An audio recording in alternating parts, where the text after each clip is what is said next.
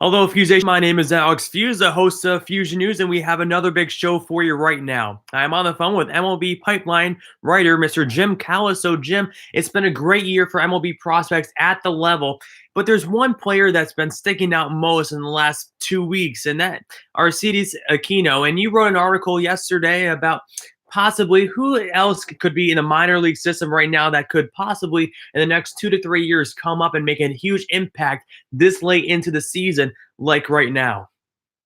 Yeah, we were trying to look at guys like Aquino who hadn't had a history of hitting in the minor leagues, but still had some tools. Aquino was a guy who had a big year in 2016 and then really did nothing in Double A for 2 years. Hit for some power, but hit 227.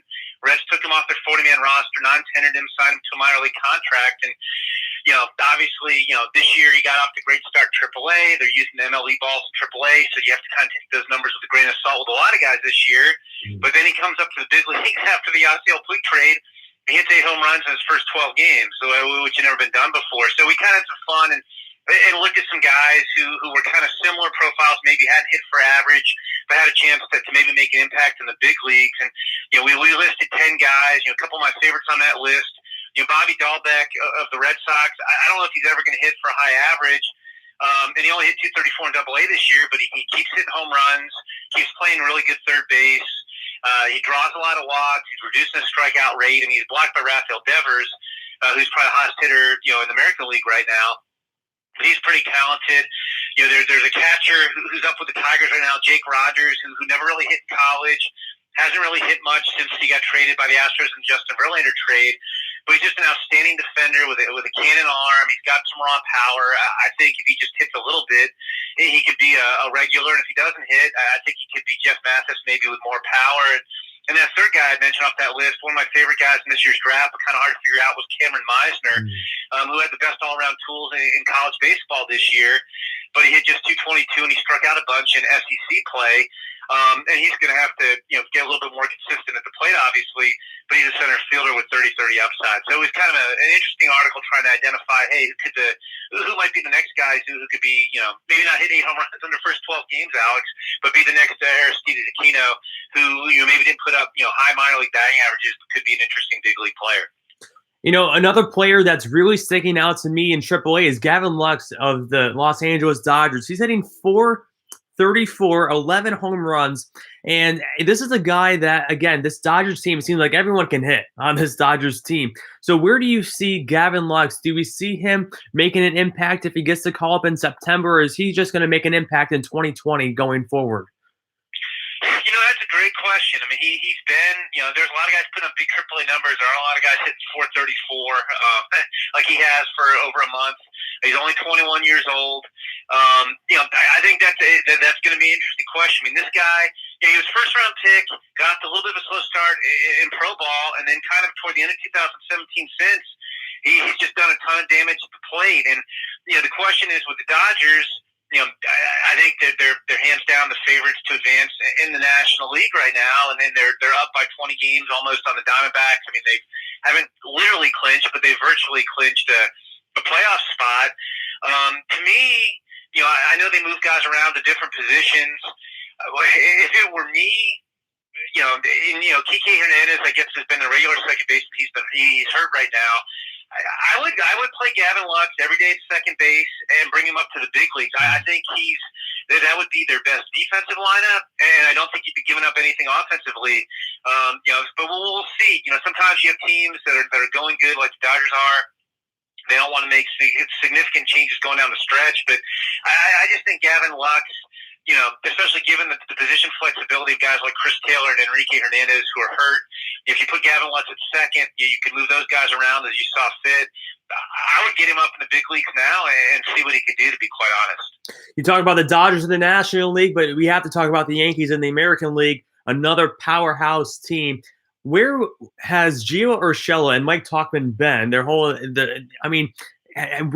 you surprised seeing how successful these two players are, really helping out the Yankees as they call it next man up mentality? Yeah, I don't think you could have necessarily seen that coming with either of those guys. I mean, they were both on the radar. I mean, their guy was like a top prospect, but they weren't guys. I mean, they made some top 30 organization lists when we're doing prospects, various, lists. Ursula was a guy in the Indian system who, was a good defender at third. I think there's a lot of questions to how much power you have. And again, I mean, power has exploded with a lot of guys with the baseballs they're using in MLB. But, I mean, credit to him. I mean, he's hitting 340. Nobody saw this guy ever hitting, close to 340 with 18 homers in 100 games. I mean, I think if you projected him out based on his minor league career, you're probably talking about, maybe, realistic ceiling would be a 260, 15 home run guy. Like I said, he could play defense. That was kind of his ticket. But, nobody saw that kind of season coming. And the same thing with Tauchman. I was a little bit more familiar with him just from doing draft stuff. I'm based in Illinois. He was a guy who had a good year at Bradley. When he came out of the draft, he was a senior sign, but he had a really nice year at Bradley. He could hit a little bit, but you kind of wondered, okay, how good are the rest of the tools, really with him? And, but, he came up through the Rocky system. The Rockies, outside of their Double-A park, played a lot of very hitter-friendly parks. And he hit 300, but, that doesn't necessarily jump out at you, given the parks he was playing in. And again, I mean, I think if you were projecting Mike Tauchman out, you were probably, realistic ceiling would have been maybe a 270, maybe 12 home run guy. He was kind of that tweener outfielder where he was more of a corner guy. He could fill in center. He wasn't quite quick enough to play in center. He didn't really have the power, so you didn't project him as a regular. And again, if you had said, okay, this guy's going to hit 300 and slug, 575, I think people would have looked at you kind of crazy. You maybe could have said, okay, career year, he might hit 300, but he's not going to have that kind of power. So, I mean, the Yankees obviously have, financial resources that few teams have, and it lets them do a lot of things. But I think you have to give them credit. I mean, they do a nice job of scouting and development, and not just amateur international scouting, but pro scouting to go out and get guys like Ursula and Tauchman and have them in a position where you need, you need some help, and those guys provide it. It's just a great job of pro scouting by the Yankees. When we start looking at the MLB playoff races, and you look at the players that are below the age of 25 in the MLB, they're hitting 1,320 home runs, 4,301 RBIs, 521 stolen bases, and they're batting .257, a non-base percentage of .324, slugging .445, and have an OPS of .769. So those are the stats for the players under the age of 25 in the MLB. Which team do you feel like that has a chance to go deep into the playoffs, that really has a young team? It seems like almost every single team that has the chance to go far has that core rookie mentality roster too. And which team do you think can go the furthest this year? Well, I think the Dodgers would be my favorite to go the furthest, because I think you're going to have the Yankees and Astros butting heads in the American League. Only one of them can advance. So I'd say the Dodgers. And when you look at young talent, I mean, it starts with Cody Bellinger, but you got Corey Seager, who's still just 25. Alex Verdugo is having a real nice year in his first full season as a regular. Will Smith has taken over their catching job and done a nice job behind the plate. We talked about Gavin Lux might be up. Walker Buehler, has been dominant on the mound. I mean, his stuff is just crazy good. So, I mean, I think they're the team that jumps out to me the most, just in terms of overall going deep in the playoffs. And then young talent. I mean, you look at the Astros. I mean, it seems like Carlos Correa's been around forever. He's only 24. Bregman's 25. Jordan Alvarez has come up and been a revelation. I mean, he's just 22 years old. Roberto Osuna, their closer, he's just 24. So, I mean, I think those are two teams that jump out a little bit. We talked about the Yankees earlier. I don't think they're as young as those other teams, but Gleyber Torres has had an unbelievable year. He's just 22 years old. And I think he's going to continue to get better too. So you're right. I mean, I do feel like that with baseball, for young players, at the amateur level, there's so many more showcases and events, and the quality of college baseball and high school baseball and travel, summer baseball has gotten so much better in the 30 years I've been covering this, that I just think you're seeing guys, step into, professional baseball and Major League Baseball much more ready than they were, say, 20 or 30 years ago. They just had a lot better experience that prepares them to succeed than they did 25 or 30 years ago. We talked about Gavin Lux possibly getting the call up this year, and now we'll switch gears to the Atlanta Braves. Ian Anderson from upstate New York. His father was the high school baseball coach at my high school during my time there. What are Ian Anderson's chances? He's at AAA right now for the Atlanta Braves. Does he have a chance to possibly make his major league debut this season, or are the Braves going to wait out for next season? I think he's in position to get that chance. It's like a lot of guys. I mean, he dominated in AA. You've seen him obviously in person. I mean, Ian Anderson's got 3 quality pitches and fastball, curve, changeup. Since they signed him, the number 3 overall pick in 2016, he's moved pretty quickly. He's only 21. He's in AAA. The key for him is control and command, and he's still, very young, and that's still coming. It's improved. I'd say it's getting better. It's not necessarily, super sharp like you'd want at the major league level. And like a lot of guys who've made the jump to AAA, where you use different balls, and it's basically the balls like using a rock with seams painted on it. He's only made 2 starts, and he struggled a little bit. So we'll see. If it were me, I would call him up and give him a chance to show what he can do. I mean, the Braves teams and our young team, we could talk about Youngtown. On the Braves, with guys like Ronald Acuna and Austin Riley and Ozzie Albies and Dansby Swanson and Mike Soroka, Max Fried, and on and on and on.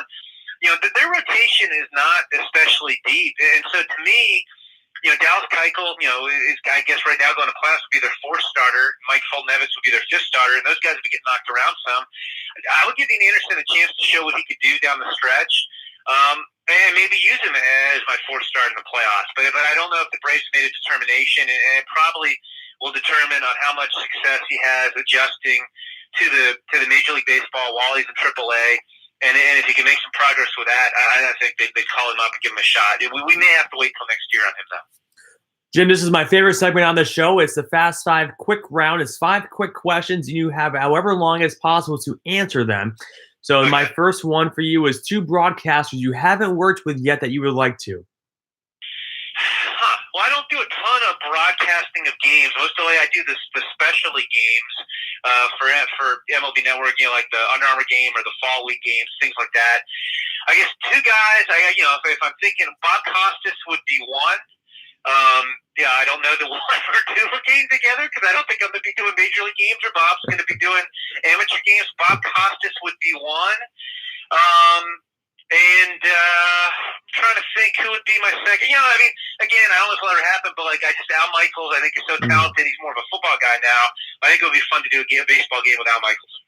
Most underrated baseball player that you've seen in your career that just you feel like just was underrated, never really got that full-on fledged superstar that you thought? The first guy who jumped to mind, just off the top of my head, was Dwight Evans, who had a long, successful career, but his career was unusual in that he kind of didn't really find himself as a hitter until he was about 28 or 29 years old, and he drew a lot of walks before that was appreciated.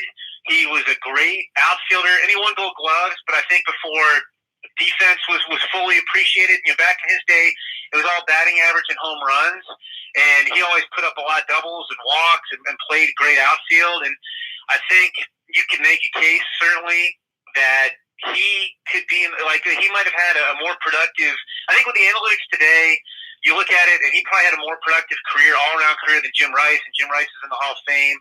And Dwight Evans was a guy who I think only made 2 or 3 All-Star teams, but basically from 1980, for a full decade, was one of the best all-around players in the American League. And I don't know if he ever got that due. You've been doing this since 1988 and one of the best in the business at what you do. What's one player that you knew going into it that this is going to be a superstar that maybe some people doubted?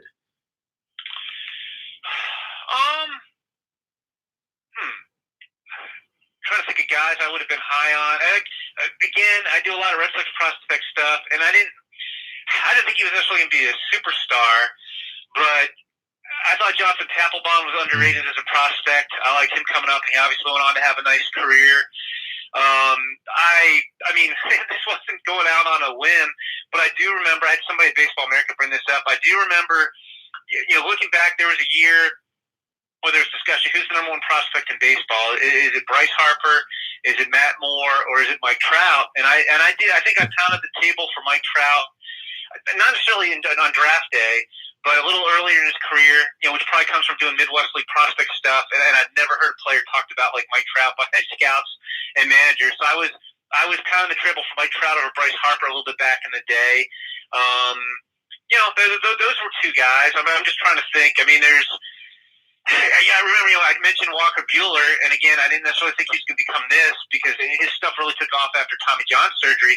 But I remember in high school, when he wasn't necessarily considered signable, or he didn't go high enough to draft to be signed, like pushing to have Walker Buehler, as one of the top 50 prospects in the draft of Baseball America. So those are three guys that stand out. But there's also plenty of guys who I'm sure I've touted who haven't panned out. So, and as my son likes to tell me as an Astros fan, Alex, I was very late on Jose Altuve. I never saw Jose Altuve coming, and he likes to remind me of that all the time. Favorite minor league stadium? Favorite? Well, you know what? I'm going to have to go with historic, not the park they use now, but historic Durham Bulls Athletic Park. That was in the movie Bull Durham. When I was in Durham with Baseball America, I for a while owned a condo that was like a block or two away from that park. And that was kind of the first minor league park I spent a ton of time in. I used to score for the Bulls my first few years at Baseball America, and the press box was actually field level behind home plate.